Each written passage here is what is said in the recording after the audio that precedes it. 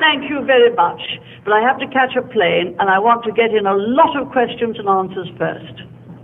Your questions. Thank you. What is your view of what is happening in Bosnia and the reaction of the Western Allies up till now? Well, the lesson of this century should have been never appease an aggressor, or you will only encourage aggression.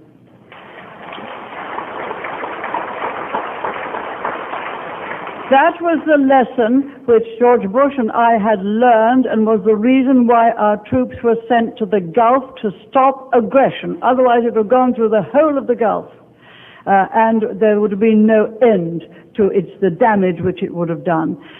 When the Serbs attacked first Croatia and then Bosnia by that time was an independent member of the United Nations, the same principle should have applied. It was clear Serbian aggression. The Yugoslavian army is the third largest army in Europe. It is officered and mainly staffed by Serbs. They were using the whole munitions and availability of equipment of the Yugoslav army to attack the Muslims in particular in Bosnia. Not all the Muslims. In Sarajevo itself, there have been Muslims, Croatians, and Serbs living together for a long time, and in the defense of Sarajevo, there are some Serbs on the side of the Muslims. But that's because they're Sarajevans. Otherwise, it was a clear state of aggression by Milosevic, who's always wanted, and it's always been the aim of Serbia, to get a larger Serbia. And they were trying to take territory from each of the former republics of the old Yugoslavia. We should have stopped it immediately by two means. I myself have never suggested that we put troops in on the ground. The local people know their terrain. We wouldn't know their terrain, and we would endanger troops put in on the ground to help defend. We should in fact, and I proposed it 15 months ago, have supplied the Muslims with the weapons needed to defend themselves. The right of self-defense didn't start with the United Nations Charter. It's in the United Nations Charter, but it is as old as man and doesn't depend upon the United Nations Charter. What the United Nations did, and it shows the unwisdom of relying on structures, what it did was to pass a resolution debarring any arms to be sent to the whole of the old Yugoslavia. That meant, although they recognized a right of defense, they stopped armaments going as the means of the very defense whose right they recognized. Absolutely crazy and wrong. Absolutely wrong. Thanks to the bravery of the journalists and television cameramen, we saw what was going on. We saw the concentration camps. We saw the bombing of children's playground. We saw the bombing of hospitals. We saw the terrible things that were happening. We saw a couple of Serb guerrillas holding up United Nations humanitarian aid. We knew that there are over 150,000 people who've died, and there are the 2 million people who've been driven out of their homes. Europe itself should have acted, or NATO, the countries of NATO that are in Europe, should have acted. A paralysis seemed to come over our politicians. The other thing that I suggested was that we give an ultimatum to Serbia and say, you stop the fighting in Bosnia, we'll give you 48 hours or 4 days, whichever it was. If you don't, we will use our aircraft. There were 3 aircraft carriers bobbing around in the Adriatic with aircraft on. There were tornadoes in an aerodrome in the north of Italy. We will use the tornadoes and the selective missiles in which to bomb every single military installation and supply line and bridges. And we should have followed it up. I don't understand the weakness that has come over the West. This will haunt us. It is not only the lesson that you don't appease an aggressor. We have appeased him. And there'll be other examples. But 2, the murder and massacre of the innocents should have stirred the conscience of the West. And it could have been done without putting a single soldier on the ground. It is a disgrace to Western morality. It is the time when Winston Churchill's maxim was not followed. And I fear there will be other cases of aggression either within the old Yugoslavia or elsewhere. So, well, I wish I'd been there. I'll answer the last question first. We are not protected by a written constitution or by a Supreme Court. What the Maastricht Treaty did was to transfer a lot more powers to the European community, powers in another 11 areas of government action, and made those powers subject not to a unanimous vote, but to a majority vote. That means that many new measures which affect us in the United Kingdom or other countries can be brought forward by the Commission, which is of 17 commissioners who are appointed, not elected. They can bring something forward on a simple majority to the Council of Ministers, which is minister from each of the nations, who can decide by what's called a qualified majority to accept that legislation, all this behind closed doors. That means that we, in the United Kingdom, even though our Parliament may have voted against that measure, have that law thrust upon us, and it has to be implemented in our courts, by our courts. So the consent principle, which is fundamental to democracy, goes.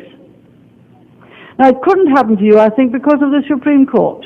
I must say to you, I never expected to see in Britain a parliament, the oldest parliament in the world, apart from a very small one in Iceland, the oldest parliament in the world, handing over its powers to a non-elected, non-accountable body, and having that body make laws which bind the United Kingdom. And we know full well that we always respect the law and put it into operation. I do not think that countries like Italy or Greece will do it in quite the same way. And it really will be very much to our disadvantage. Now, as it is, when you're going from accountability to the people, which you are when Parliament has the final say, to no accountability to the people, it is the people's rights you are giving up. In future, members of Parliament have to get up and say, I'm sorry, I'm not answerable for that. I'm no longer responsible for that. We voted to give that responsibility to the European community. But they've never had a chance to vote against that Maastricht Treaty, because all three parties officially were for it in the last election. So the people's voice has never been heard. However much they were against it, they couldn't vote against it.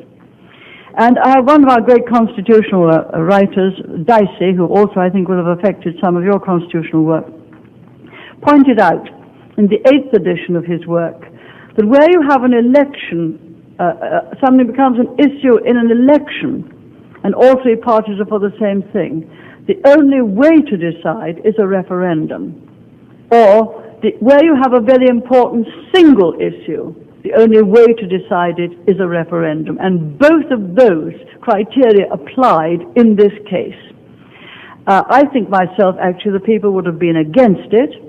Some countries have had referenda, and others have not been allowed them.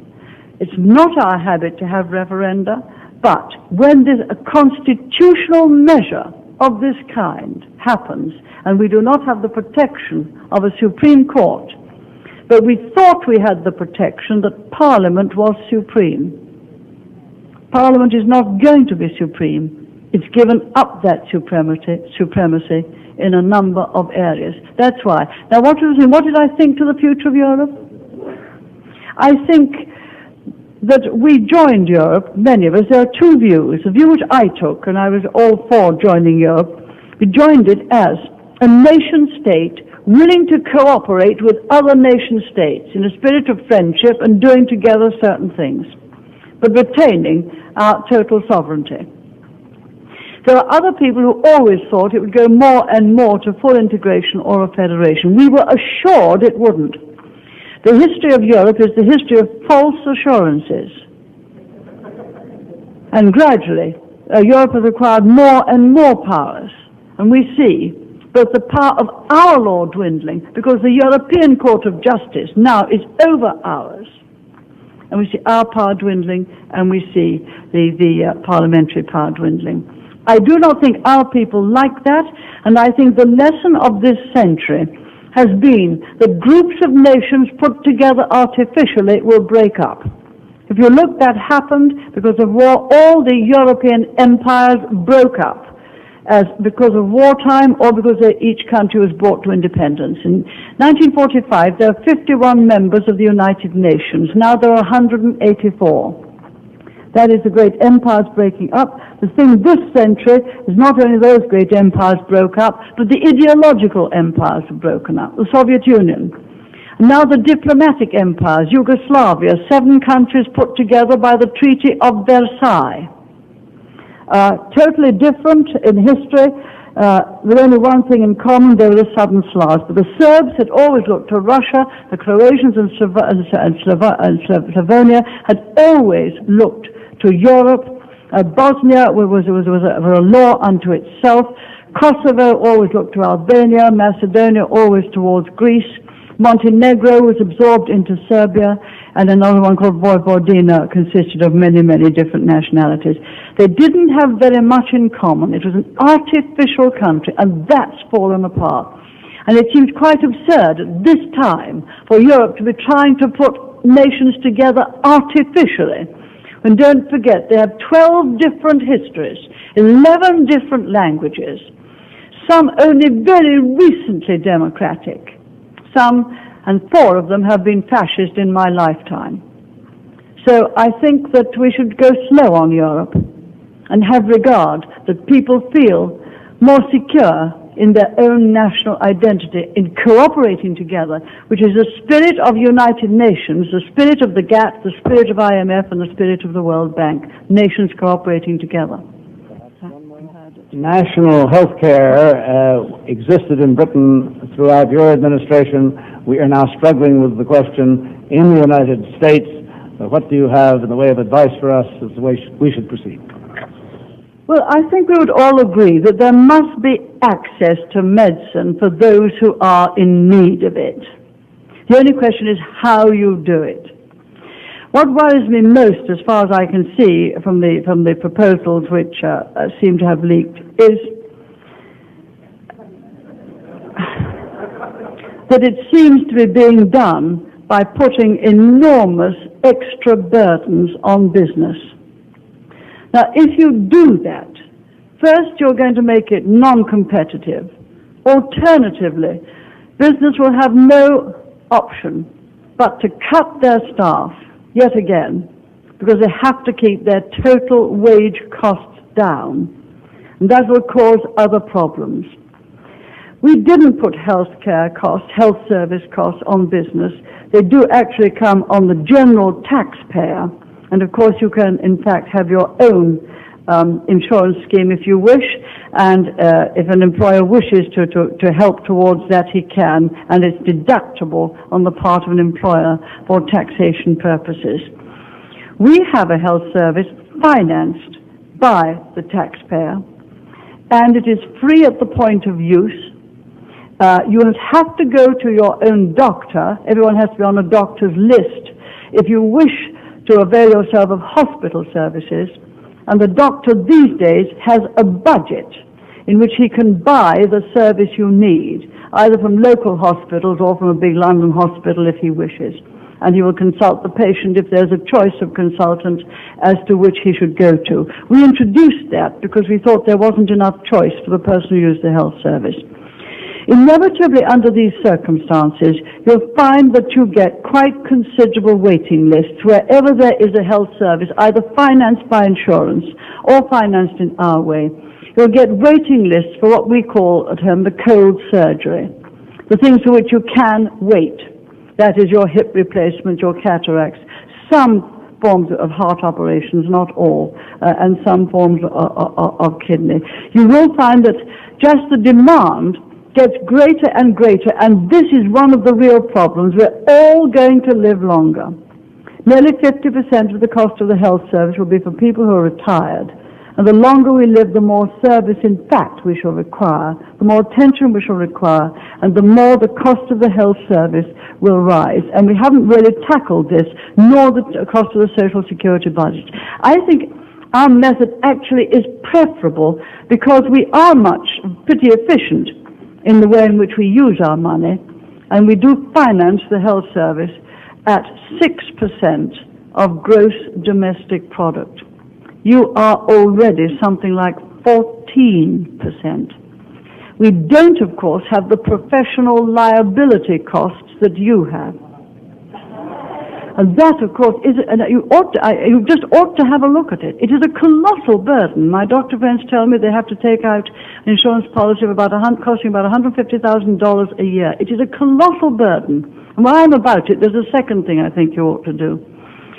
If we go to court or taken to court or accused of negligence and we win the case, someone takes me to court, accusing me of negligence, and I win the case, the person who's taken me to court pays his or her costs and mine. And that's fair. You should not have to bear the burden of proving that you are not at fault or that you are innocent. You just shouldn't. Why should you be made bankrupt for that?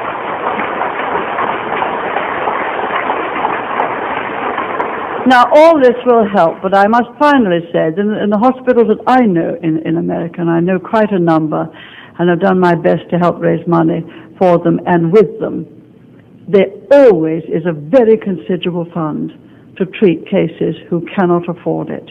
And it is the pride of the local people that they do that. But please do not pile cost upon cost upon cost on employers, and particularly small employers. Europe is busy doing that in other costs. And it will, if we're not careful, price us out of the market in many of our goods and services. I'm sorry that's a long answer, but it's a big question. Yes, I can't think what happened to some foreign ministers. There they were saying, oh, they told me there are lots of guns and equipment in that area. They were all belonging to the Serbs. And then they said, oh, they say if we put more weapons in, there'll be more killing. And I did say, well, I'm very glad that Franklin Roosevelt didn't say that when Winston said to him, give us the tools and we'll finish the job.